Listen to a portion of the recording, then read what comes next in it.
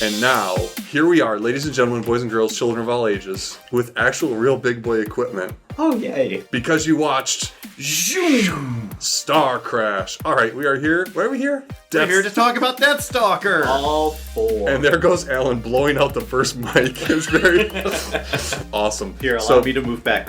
Deathstalker! There. There you go. Deathstalker. So I'm joined Michael Clink, Dr. Alan Barris, and me, Mike Vanderpool. This is nearing the end of our first season, so I'm a little sad, but I'm a little proud that we actually, had that... We are at the end of our first planned season with this episode. Correct. But we might have a bonus episode. It took us an entire season to get each of us get our own mics, too. I know, but... It's nice now. Isn't it? I don't have to, feel like I'm screaming or anything. And it'll be even nicer when we actually have a dedicated room, so I don't have to, clear off my desk and throw stuff on the floor 15 minutes before we podcast. But so let's just recap real quick how we got to now.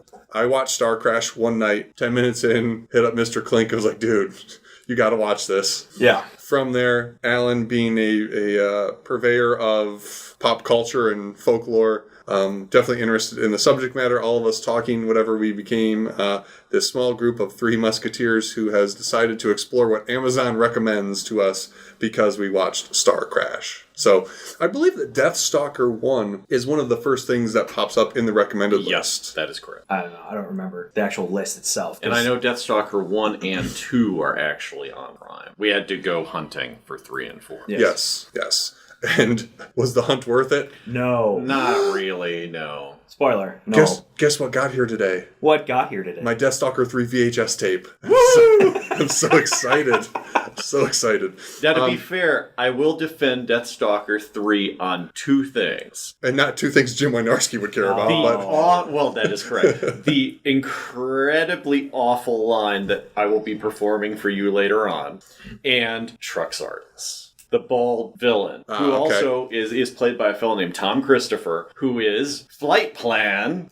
That's from Galaxy Raiders. Okay. Awesome. Or Space Raiders or whatever the Space hell Raiders. it's called. Yeah. So Deathstalker 1, as it compares to Starcrash and why it ended up on the list. I think easiest thing to say is, as Starcrash was to Star Wars, Deathstalker 1 was to Conan. Yeah, hands down. Speaking of which, if you go to... I have HBO, the online thing, and there's a family-friendly playlist. Mm-hmm. And in that family-friendly playlist, Conan the Barbarian is one of the movies.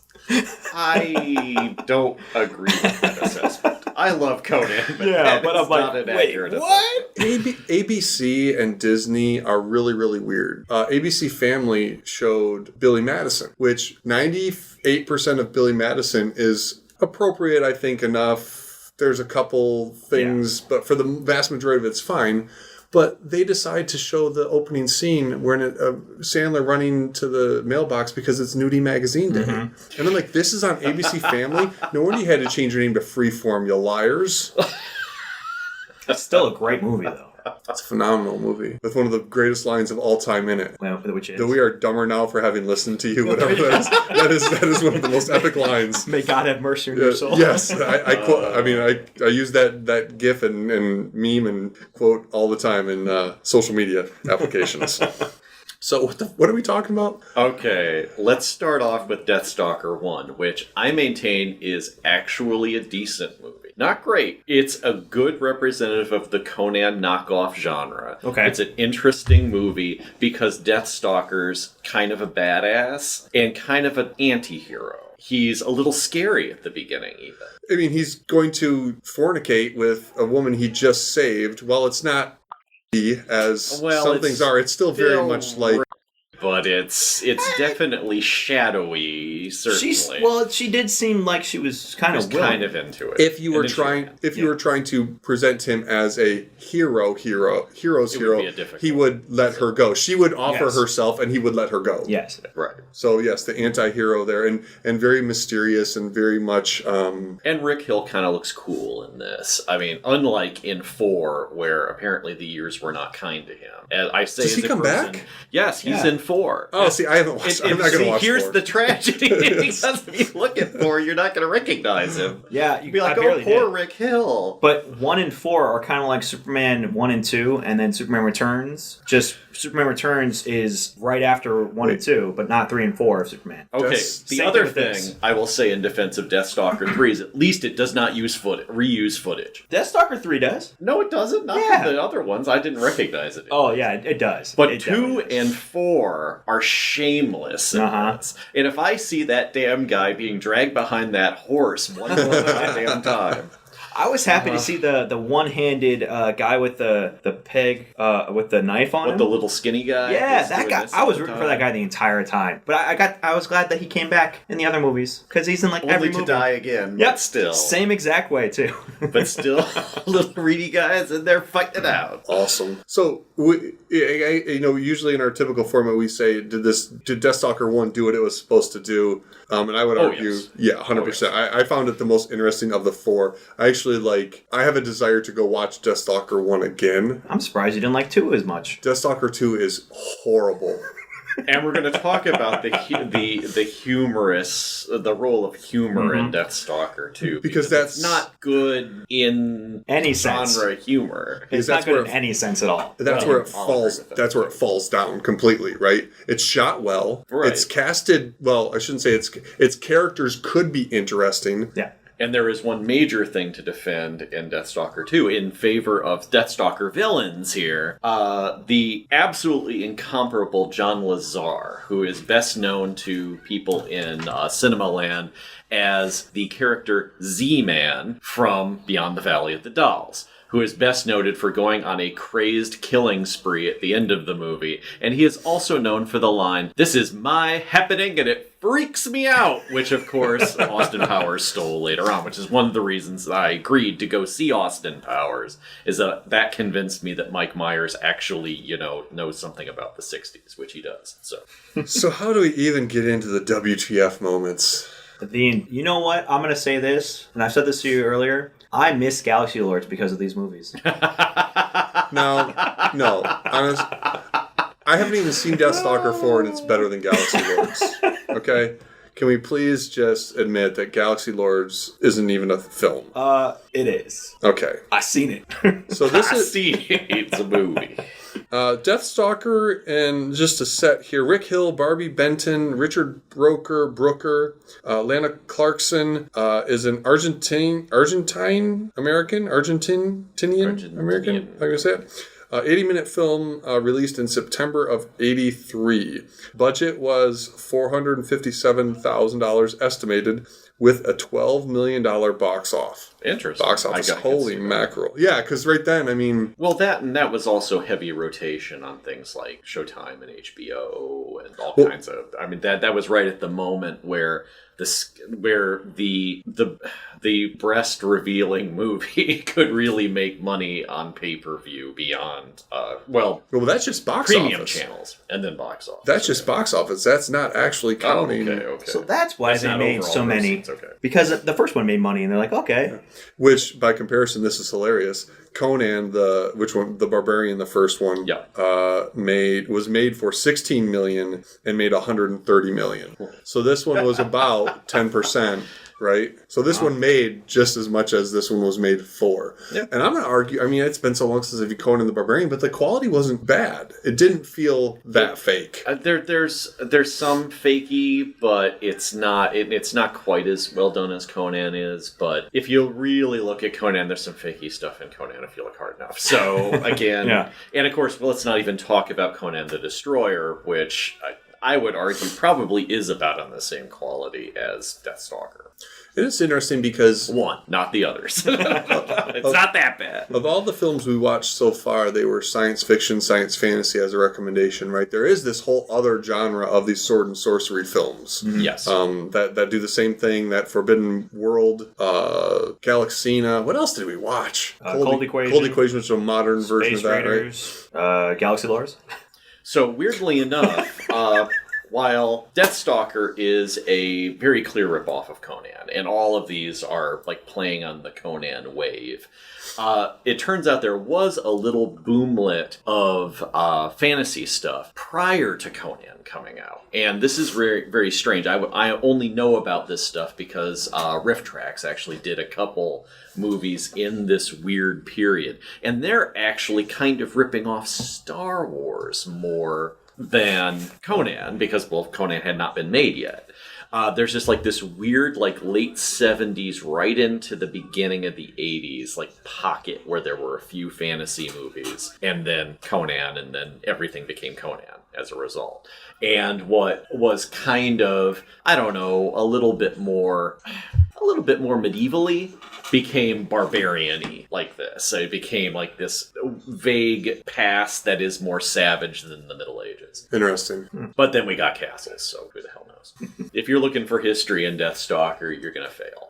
As, by the way, would the writer of the dialogue in Deathstalker 2. Oh, man, it's so because bad, of multiple ahistorical references. Yes, but there are historical references still. Well, they're referencing Conan. But they were also dumb. Yes. Yes, they were. Deathstalker 2, they reference Conan. Yeah, but they also reference Hessians, and I'm trying to remember. Ivan the Terrible. Ivan the Terrible, yep. All I forget what else. distinctly not in the Hyperborean past.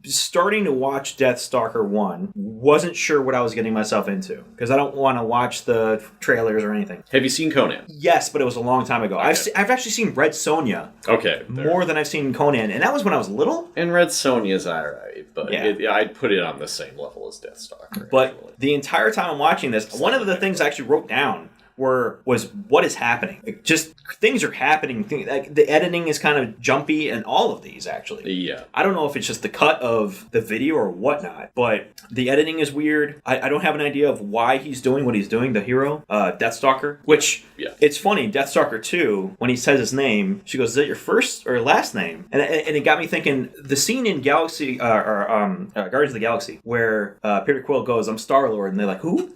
It sounded like he was he made his name up when he was like 12, just like the Deathstalker here. Right. So you're 12 years old. What is my name going to be? Deathstalker. That sounds like a good name. Then he just kept it. As far as I could tell. And that's what that one seemed like it. Exactly. The other ones didn't really seem like they were like a 12-year-old made up his own name. But just that one, for some reason, it felt like a 12-year-old boy. Thought it was cool and stuck with it, and then couldn't go back anymore. At least for the second. What would your name be if you could pick your own name? I don't know. I think mine would be Supreme Leader. I'm going to need to get back to you on that. I need to come up with something really good. 1212. There we go. All right, I'm checking levels here because we're using this new equipment, and yeah, it's fun because everybody's all over the place with their levels. Yeah, we are. Yes. So, can I tell you what my WTF moment was in Deathstalker 3? Deathstalker 3, okay. And then I will give you a dramatic reading from Deathstalker 3. Fabulous. So, Deathstalker 3, my WTF moment was I'm 5 minutes into the film and I realized I haven't seen breasts yet. Really? Yeah. That was it? That was it. That was like, what? This is based on... And that's an example of how different these films are from one another, right? Deathstalker 1 as a Bart Conan ripoff is great.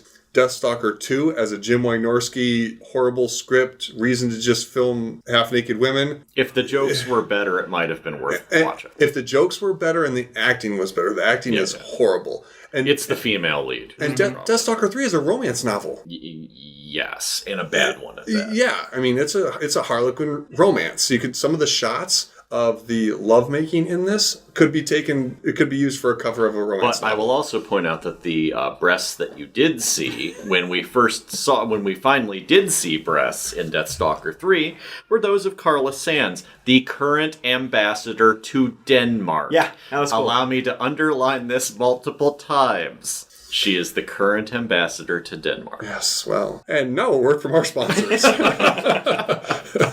Oh, man.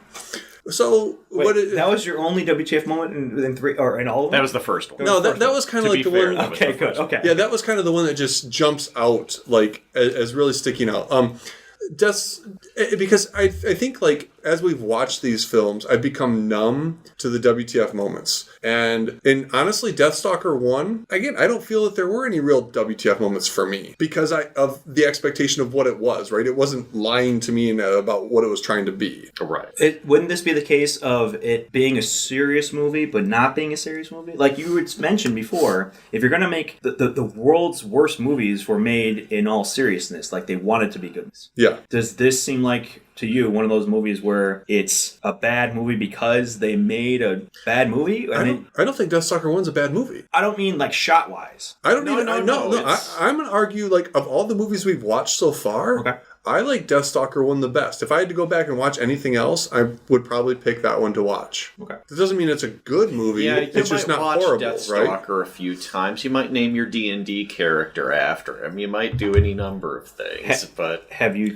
named your D&D? I have not. But the entire reason that my friends were at least partially obsessed with Deathstalker and other bad fantasy movies was because, of course, of our interest in D&D. Okay. All right. So that said, dramatic reading time. Oh my. Awesome. So Clink, do you remember your line? I think so.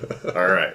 So this is Deathstalker and Deathstalker 3 on heroism. People talk too much, you know that? Just because a man's a little faster with a sword, a little better with a horse, a little stronger, a little more handsome, brave, daring, irresistible to women. Not all women. See what I mean? I have no idea how these legends get started.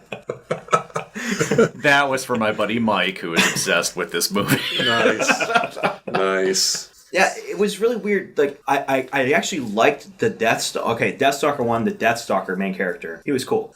Deathstalker 2, I actually liked the main character, Deathstalker, the way they portrayed him. Because he was more kind of like Aladdin from Disney's Aladdin, or like a Sinbad character. Kind of mouthy, quicker. He wasn't like a super, like a Arnold Schwarzenegger type. Right. The third one, like you said, a romance novel hero. So he's all like, oh, I'm always good. I'm always ha ha ha. And then like Gaston from Beauty and the Beast, I guess. And he also has like his magical disappearing accent, and he just he's the weirdest one to get a handle on. Yes. And then the fourth one is the rehash of the second, or the first one. Sorry, I'm watching the fight scene. Yeah, or the fight scene in Deathstalker 3. Well, it's interesting because this character of this name Deathstalker is like a title, right? And maybe there was the first person actually named Deathstalker in Deathstalker 1, and the legend was told about him. And then this other guy in 2, instead of being the same stoic kind of anti-hero, is taking up the name, but is just a wiseacre who should have had better dialogue written for him, because I think he was wasted. The female lead in there was nothing you could do to salvage. She should have been Deathstalker! She should have been transplanted to Deathstalker 3 or 4. Yes. Perhaps. Yeah. I think there's a reason why she was cast into it. Well, yes, Jim Wynorski. I mean, that's... yeah. So, what are your WTF moments then? Because for me, I've become numb. It's sad. I need a break. I've got pages upon pages upon pages of stuff. Most of mine each are movie. things like, pig guy again? Yes! Dragged behind a tree again? Check. Oh. So we should have a Deathstalker movie checklist if you're going to make Deathstalker 5. Little skinny Arnold Stang looking guy in the fight? Yes. Check. That guy, I love that guy. That guy was awesome. But I actually, after watching the fourth one, I realized that I know how to make a Deathstalker film now. Oh, yeah? You have to have a muscled, womanizing hero with a heart of gold. Kind of. All right, after 1, definitely. Yeah. Princess in Danger. After 1, yeah, Okay. because the stupid princess recurring joke was 2, 3, and 4. People with animal heads. Yeah. Lion heads in 4. Lion heads, pig heads. I think there's a bear head or wolf head. But definitely lion heads in the last. Evil sorcerer in a castle. Yep, always. That's not theirs. Yep. That belonged to the female lead at some point. Except for one, which belonged to the king. Yep. There's casual rape, which is not cool. But piles of it. yes. The lead woman, or actually, I think all the women have to be topless in a scene. Oh, yeah. At least once. 2 women in wrestling are in every single one. Yep. They have to reuse footage from Deathstalker 1, and that's all I have so far. But from that, I can make a Deathstalker film. Yep. We just need a castle. We can shoot it here. I mean, we got a building. Green screen it. Exactly. Deathstalker in the modern age. God, that's depressing. No. It would definitely have to be less... Yes. Yeah. And the sword play everything just gets worse. Oh, and violating the rules of D&D, every one of these wizards can sword fight. Like, how can you hold a sword? How can you hold a sword like that? As well as Deathstalker, anyway. That's what I had a problem with Deathstalker 2, where he fought like Errol Flynn with Robin Hood, where he's got a rapier. Yep. But he definitely does not have a rapier. Mm-hmm. So the way that he's fighting does not match the sword. Yeah. Right. And it's very light, and that sword should not be that light. Yeah. So that kind of reveals the cardboardiness of the whole. Foil is much more lighter than steel. Yes. But, or I should say aluminum. Hill, actually in the first movie, he can fight all right. I mean, those kind of work. He actually can pull off a few sword moves. By 4, he's a little slower, and the fight choreography is definitely not as good. I don't think it's even there. Yeah, it's kind of Speaking of that, have you seen the fan version of the Obi-Wan Kenobi Darth Vader fight? Yes. That is amazing compared to two old men trying to hit each other with broomsticks. Wow. Yeah, wow. That was good. Did you hear that they re-edited the Greedo scene again for Star Wars? Oh my gosh. They added a McClucky before Greedo shoots, I guess. What? Greedo says McClucky or something like that. What does that mean? I don't know. Nobody knows. Has that been translated into Hutties yet? No, I don't think so. It's so bad. Or Rhodian, or whatever the hell it is. He's a Rhodian, yeah. He's a Rhodian, but I don't remember if he's speaking Hutties or not. I don't remember either. I think I should make a prequel to Deathstalker. Deathstalker 0. What is Deathstalker 0 going to be? The modern day Deathstalker? Deathstalker with no calories. Yes. Nice. Sugar-free Deathstalker. Deathstalker Light. Yeah. No, see, and this is what's crazy. Like, if I were to make a movie like Deathstalker right now, that would severely limit my career opportunities. Why? Because I'd have to do what Jim Wynorski did and just make those type of movies for the rest of my life. Well, you can get into music videos or something like that. Yeah, I don't. No, that it goes from music video to film. Usually, don't go the other way. Well, you can go the other way. You just won't like it. There has got to be, and I can't think of any on the top of my head. There have got to be some directors that have started out as B-movie directors and moved up. Wynorski, it's still a B-movie, but Wynorski has made a Christmas film. Yeah. I mean, classic example there. Ooh, this is what happens when you put the two stones together? So we're watching the movie right now. And this is Deathstalker 3, right? And boy, is it bad. Yeah, it is. With Deathstalker 1, the whole idea was to bring the chalice, the necklace, and the sword together, and you're a supreme being. Yes. Like a supreme power, immortal. Because you can't die when you're holding the sword. Right. Which I thought was cool. Is that the same sword? No, it's not. It's not. But Deathstalker is looking for that sword in 4. Yes. Because he destroyed it. Don't. Yeah. I have a challenge. I have a challenge for our audience out there. Deathstalker 1, at the very end, they overlay a graphic of a silhouette of a sword. And that's how it cuts to, what you see before it cuts to the end credits. Okay. All right. I think that is the same graphic of a sword that's used at the beginning of... What's that other movie? I don't know what you're talking about. The one, Lost Empire. Oh! I would like to see a side-by-side, so it's a challenge for my mom out in the audience. Get on it, Mom. Yes. Yeah. Yeah, it's at the beginning, right, there's the sword that crosses and it gives the little exposition, the crawl exposition. Okay. I'm pretty sure. These are all starting to meld together for me. Lost Empire. We watched that, correct? Yeah. Yes. Okay. I've seen all the movies we talked about. That was the Two Stones, the robot science fiction ninja hybrid. Oh, with Wynorski. Yes, that was Wynorski's first film. Ripoff. Yeah. Yes. So we are, wow, this is going slower than anticipated. This is almost like watching these films. All right, again, in defense of Deathstalker 1, yes, kind of holds together as a movie. It's kind of, you're watching a dumb action movie. If that's what you signed up for, you're not going to be disappointed, right? Deathstalker 2's problem is, of course, it's trying to be funny. And unlike Lost Empire, I argue that its wisecrackingness does not work. Mm-hmm. Whereas for some reason, I don't know, I think it was the fact that it was women doing it. They all had like Elvira's kind of sense of timing to a certain extent.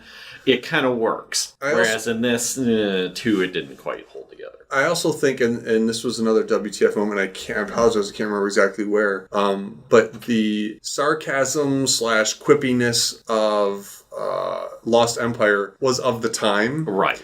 And the quippiness and some of the language that they used in Deathstalker 2 was not. And I think some of the jokes and things didn't work necessarily because the language that they chose to use in the script. It wasn't, you know, there were some these and thous and doths and doeths and whatever and begottens. I think that I noticed. Well, that sounds they should have used a more not age appropriate, but era appropriate language. Yeah. Would have landed some of those jokes. It also felt like Deathstalker 2, Deathstalker was an Indiana Jones Han Solo. Because they definitely took those tropes where he runs in and then the guard's there and he runs away screaming. Yeah. Or the very beginning where he's stealing. There's a girl. He kisses her. She goes away randomly. And then he picks up whatever the thing is. And then there are guards and he flees. But he had to sneak in there. So where's the girl and where does she go? And what's the point? And what's happening? I don't know. He also bore a strong resemblance to Greg Sestero from The Room, otherwise known as Mark. Okay. And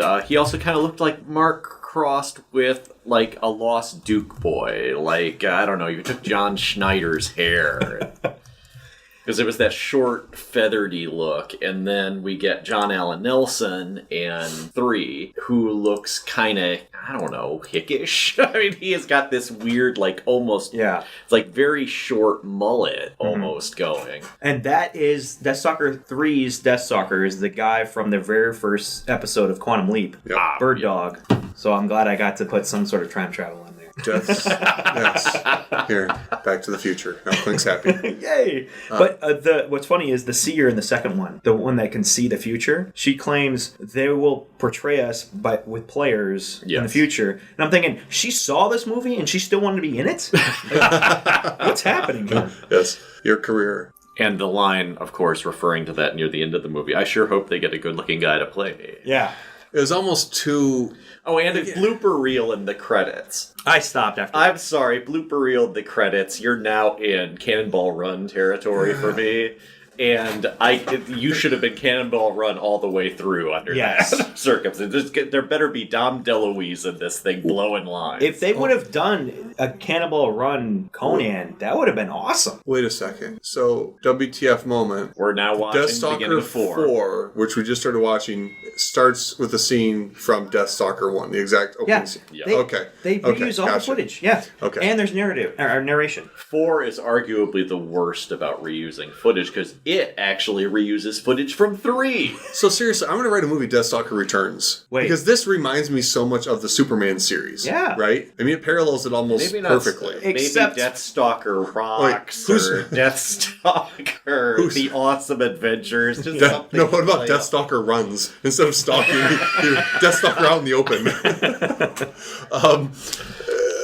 Who's the Richard Pryor in Deathstalker 3? Oh! There we go. Yeah. Same. Everyone take a drink. Hit the tree again. Oh, my. Wow. Because in here, this in Deathstalker 4 that was actually from Deathstalker 1, the goblins here, oh my goodness. I thought the makeup was done well for Deathstalker 1, but that scene, this voiceover and everything, and the faces of those goblins, this is Troll 2 territory. Yeah. This compares very well to Troll 2. Yeah, the fourth one really is kind of in Troll 2. Where Troll 2 is a complete rip-off of something, but not actually a part of that something. Yeah. There's a lot of that action going on here. So I was looking through my notes for Deathstalker 4. There's a tournament fight between the hero, Deathstalker, and the big guy with the mullet. I forget his name. The one that actually is... Well, you don't see it. The one that actually is fighting in the tournament and wants to win it. Yeah. And the whole time they're talking. The weird straight edge guy? Yeah. Yeah. The whole time they're talking, and it made me think of... Vaniette. I wrote his name. Vaniette. And so the whole time I was thinking in Civil War, where they introduced Spider-Man, and he's fighting Falcon... The whole time Falcon's like, there's not this much talking and fighting. It made me think of that. I had to bring Spider-Man into it. Yeah, Spider-Man and Back to the Future. I'm so predictable. Check, yes. There's also an extended Hercules ripoff in 4 when Vaniette, the straight edge guy, ends up trying to seduce the villainess. And there's that shot where he spits out the wine when she's not looking. That's straight out of one of the Hercules movies, one of the old Sword and Sandal ones. I don't think it's Steve Reeves, for those Rocky Horror fans out there, but it is one of the lesser Herculeses. Is that Deathstalker now? Yeah. Yes. Oh man, that poor guy. He looks he looks pretty good for his age. But not compared to Deathstalker 1. But Deathstalker he doesn't have a wig on. Classic. He doesn't have a wig on this time. That's his hair. Well, that might be the problem. Maybe he needs to go back to that magic wig. Wow, he looks like a cross between Mel Gibson and that one weird guy. That one weird guy. How can Mel Gibson? If you cross Mel Gibson with Mel Gibson, you get that guy. No, the guy from what is he? He's a bit part all over the place. Has the same mouthy face looking thing. Anyway, whatever. So, Alan, I have a question for you about this movie. I'm still Which- confused about what Which Vanderpool movie? is saying. I'll About try to find Deathstalker 4. Sorry. Okay, you guys talk about that because I haven't seen it. So there's a men's bracket Yes. and a women's bracket. Yes. What's the prize again? Isn't the prize like living in the castle or something? I think so. So I Yeah. don't know how that's supposed to get resolved in the end. Yeah, so I thought it was a men's bracket and then a women's bracket, and then the top winners from each bracket fight each other. But if that's the case, then why even have a men's bracket and women's bracket? I think I've thought way too much about this, more than they have. I think you have. I just thought it was And it's not a double Taylor elimination. Negron. Taylor Negron. Who are you talking about? Taylor Negron. He's got the face of You're Taylor just saying Negron. words. No, Taylor, like the guy from he was in Fast Time. Oh, You've seen him. yeah. Other places. Okay, Yeah. okay. Sorry. Okay, I was- people at home, yes. Yes. Okay. Vanderpool's not insane. He might actually Well, have a point. let's This not one go there. time Alan. will grant him the point. Let's not go there. So we have about 6 minutes left. Do you want another Star Wars connection? Yes. Yeah. Why not? Okay, so what was the biggest thing with Last Jedi was the director, what's his name? Rian Johnson, right? Yes. Okay, Rian Johnson said he wanted to subvert expectations for the movie, right? Right. That was his whole thing. I think Because Deathstalker... J.J. Abrams didn't finish what he should have started in the first one. He But, is okay. now, we think, hopefully. Anyways, We'll see. I think Deathstalker 3 subverts expectations. Because I've been watching all of these, like, condensed, so I think I understand what's going on, and then they kind of change it up a little bit. Yeah, no. A little. I can kind yeah, of see that. Seriously, because Deathstalker 1 and 2 are Skinamax-ish type Yeah, things. yeah. And Deathstalker 3 is... Is whatever Deathstalker. Well, Yeah. I mean, the main lady in the beginning dies really quickly. Spoiler. The ambassador to Denmark. Yes. Let's just keep reminding But she's playing a us dual our role favorite again. Yes. Like the character in Deathstalker 2 played a dual role. Yes. Right. Kind of a clone of herself. So then the side... I have written down the side chick is the main chick, question mark. I don't think you can say chick. The side lady is the main lady. I don't think you can say lady anymore. Times are different. Times are different. I'm not going to say broad. That's messed up. No, say whatever. Woman, the side woman, and the main woman. I think Yes. chick is fine. That's the 80s. Yes. Continue. It's era appropriate language. There we go. But yeah, I do think 3 has the worst fighting of yeah. all of them, and it reminded me of the Gorn fight Yeah. between Gorn and Kirk, where they were telegraphing each other's moves, where Yeah. they were anticipating. Yeah, they And should. let's not even get into the Ren Fair at the beginning of 3, which the MST3K guys focus on because they hate Ren Fairs, so they always put in. Yeah, I couldn't even get into the MST3K version last night. I thought when I started, because when I saw I didn't even realize that the audio was out of sync because I was kind of side watching it, and then when you told me that, I was like, oh great, now I can't watch this thing.